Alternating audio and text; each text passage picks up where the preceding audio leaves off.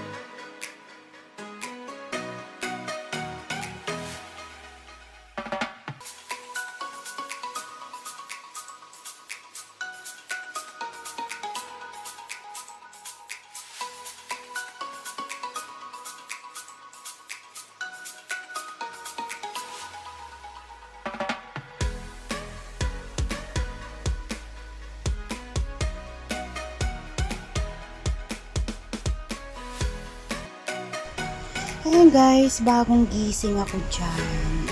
Alright, at sa hindi ko napansin, nakatulong na ako sa pag-iikot. Sobrang pagod. Grabe. Yan, at talagang bagong gising ako. Busog na busog yung mata ko talaga. May muta pa. Aragoy. Ang lala. Yan, habang nagpapahinga kami dyan, naglatag po kami dyan ng higaan. Diba? Sarap-sarap humiga. Yan. Diyan kami sa tabi ng puno ng nara. Alam ni, grabe. Ayan, inaantok pa ako. Kasi, mag-ano na yun eh. I think alas 3 na ng hapon yan. Pero, ayan. Lumalamig na yung hangin. Sobra. Ayan, pero, ang sarap lang. Bagong gising talaga ako. Ayan, habang may tinatawagan kami, may ka-video call, o diba? Sana all. Oh lala. Ay, sweet kunwari. Ayan na. Peace.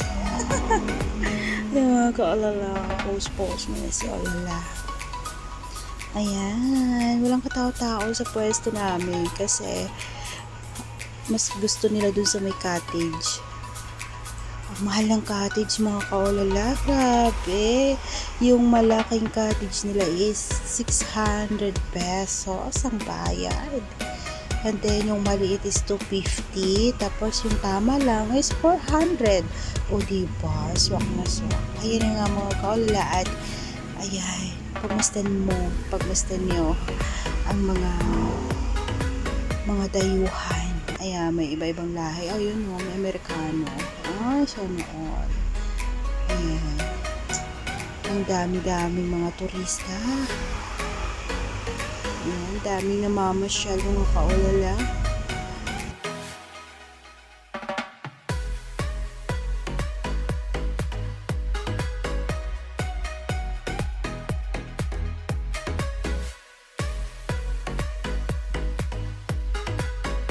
Hi guys! Hello! Mega love shoutout po sa inyong lahat ng mga kaulala. Ayan po at ngayon po ay hapon na. Anong oras na po ngayon? 3:09 po ng hapon. So actually, inantay po talaga namin maglilim ang init kasi kanina mainit siya kaya hindi masyado maganda mag-take picture taking. Ayan. So, may fountain kami dito nakita. So, napakaganda. Very ano siya. Ayan. O, diba? Ganda ng fountain, ano? O, diba? Ang cute. O. Ayan. Ito pala, guys, yung cottage na to. 600 ang bayad. Grabe. Walala. Ay, ito nakita niyo po ito. 600. Sana all. Ay, nabusog ako guys, ha? Kaunti lang kinain namin, ha? Hindi pa namin naubos yung baon namin, mga kaulala. Oh, si Tintin po pala, tumubo na po yung kanyang halaman sa ulo. Ito po yung aking bunso. Hindi pa po siya natapos-tapos sa kain niya hanggang ngayon. Marami po siyang stock room. Ay, stock.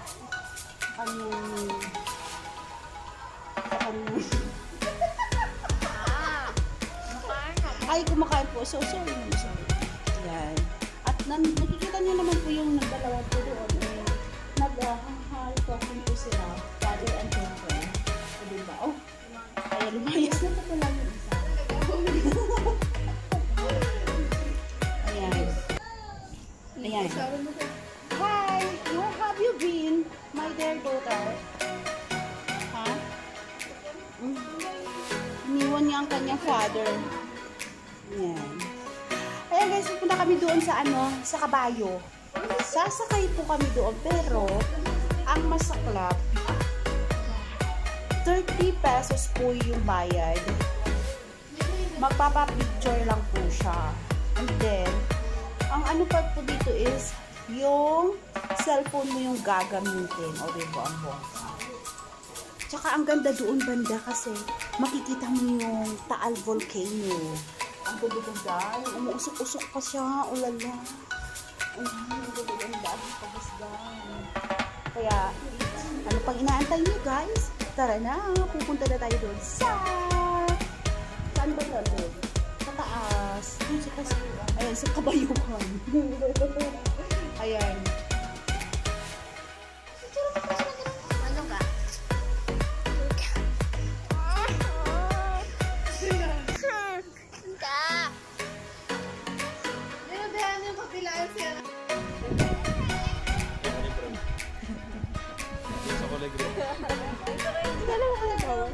Bawal.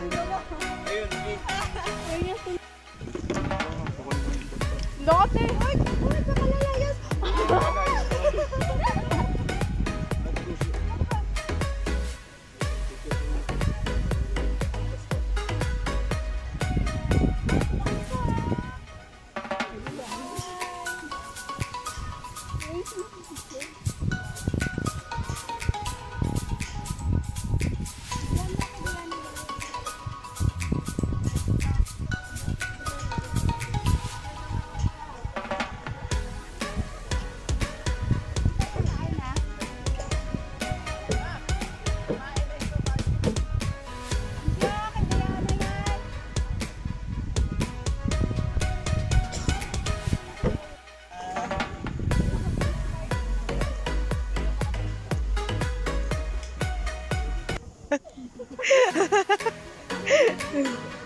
O, diba? Ala, cute-cute nila, oh.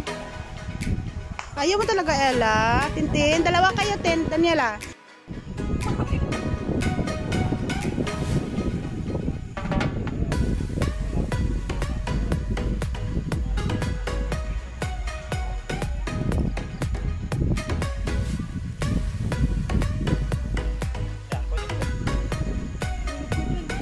Hmm?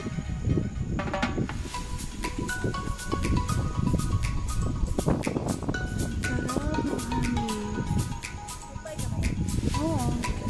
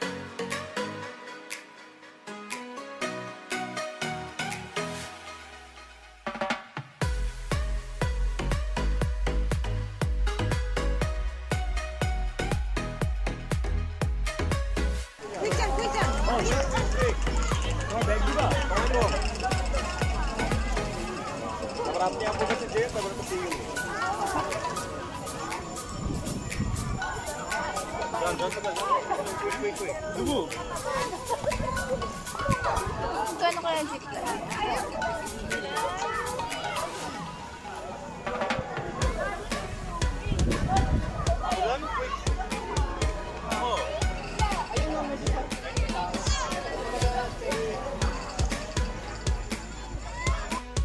Ayan guys, ang aking Ella ay gustong subukang muli mag-zipline.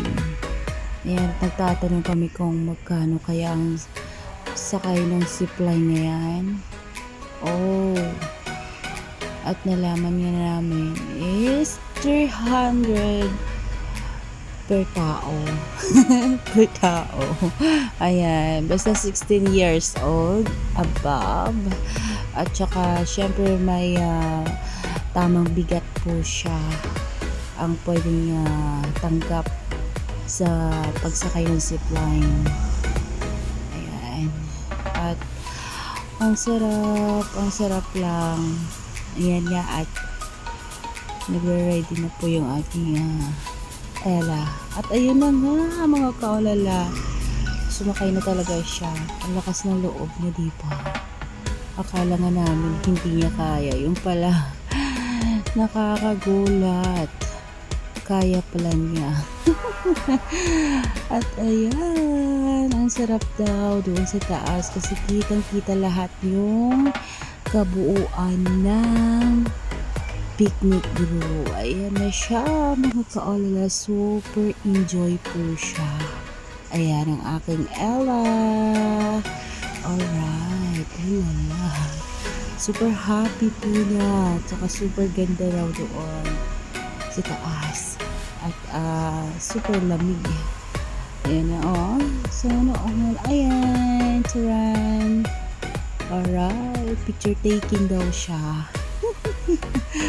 Oh, diba? Ay, sana all. Ang anak ko nag-zipline. Kala namin hindi niya kaya. Ang pala, kaya pala niya eh. Ayan, tuwang-tuwa pa siya, oh. Ay, nako. Alright, ulala, my dear Ella. At ayan nga guys, no, eksakto pong mayroon TV5 doon na nagbabalita. Ayan, at nakuha pa kami doon guys. Likod nga lang. Likod nga lang nakita sa amin doon sa TV5. Ay, kaloka. Ayan, tatanong po yung nag-picture taking sa zipline kanina kung nagbayad kami. Ha? Kaloka. Ayan, ang dami tao. Nagpapapansin doon para mahagip ng camera sa TV5. And now, mga kaolala, ready to go home na nga. At ayan, pauwi na kami niyan. Diba? Nakakabitin mo ng isang araw, pero sulit pa rin kasi ang saya-saya ng aking mga anak. At ayan, naglalakad na kayo papunta sa sa kaya ng pauwi papunta sa Cavite. Diba? Ang saya lang. Thank you mga kaolala. Ayan nga, tayo na umuwi na. Ayan, sa susunod muli mga kaolala. Thank you so much. Uwi na kami. Bye bye. Only.